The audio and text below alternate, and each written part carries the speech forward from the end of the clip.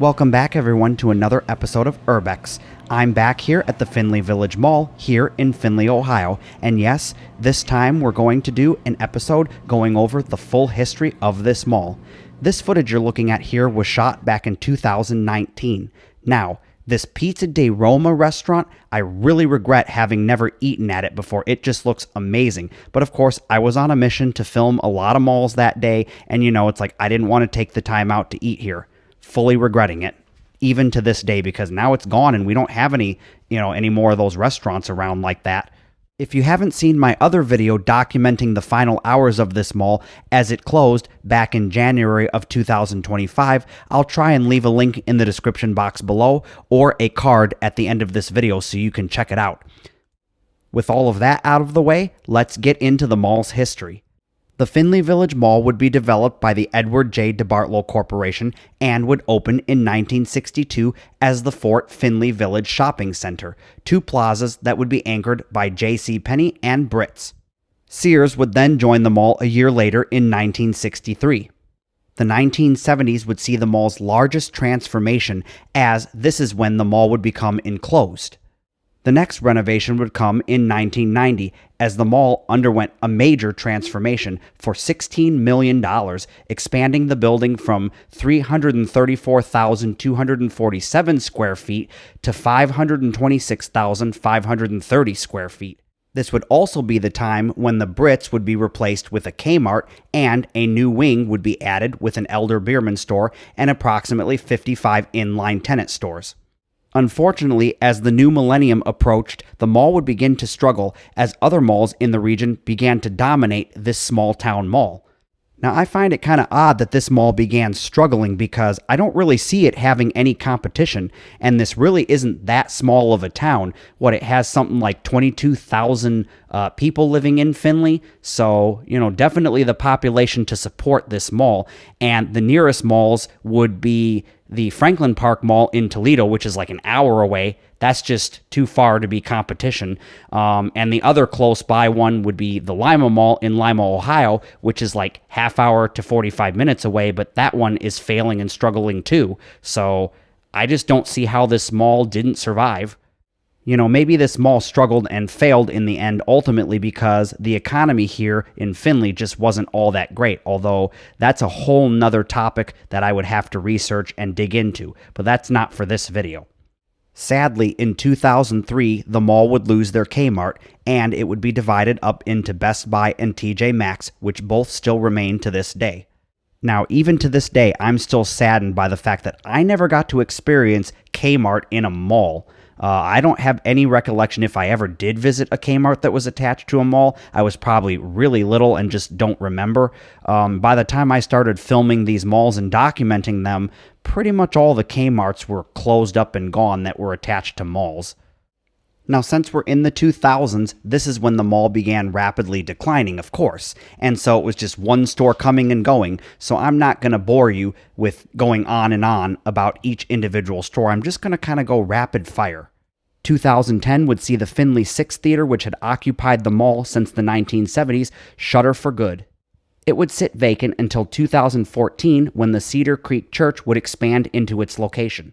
Also in 2014, the Sears would close its doors, followed by Jo-Ann Fabrics. Then, in 2017, the Big R Farm and Home Store and Western Store would open in the former Sears location. J.C. Penney would close its doors as well in 2017. 2018 would see the closure of the Elder Beerman as the entire company would file for Chapter 11 bankruptcy and close all of their stores. From here on out, stores would leave left and right. In fact, so many that I can't even begin to name them all. But let's just say the writing was on the wall. And then, in 2024, they announced that the mall would finally be closing on January 31st of 2025. Now, when I visited the mall on its final day, I found it really odd that a lot of the stores had signs posted outside saying that they were going to move to other locations outside of the mall. And these were stores that typically you never see outside of a mall. And now they're going to be in a strip mall still located in Findlay. And other stores, even more shocking, are moving to the Lima Mall That is definitely a failing mall, so maybe all these stores can just migrate to the Lima Mall and it will become a thriving mall now, because what, is all of Findlay just going to drive to Lima now, and then Lima will now be getting double the traffic? I don't know, it's just kind of strange. I did talk to one shopper and longtime resident of Findlay, and I commented about the columns that were throughout this mall, that they were just weird.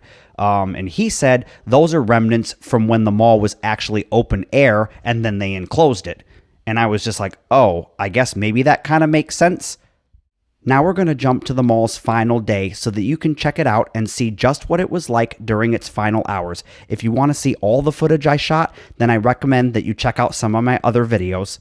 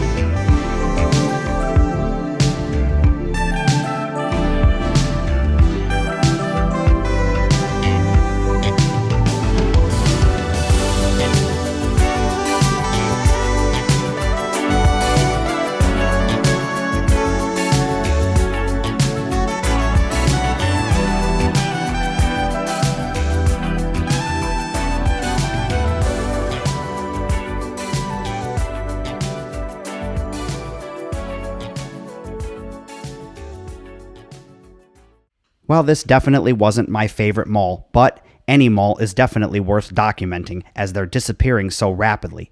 If you want to check out more awesome content just like this, check out the links on screen and in the description box below to see the raw and real edition where you can experience walking through this mall during its final hours. That's going to do it for today's episode, everyone, and I will see you on another episode of Urbex.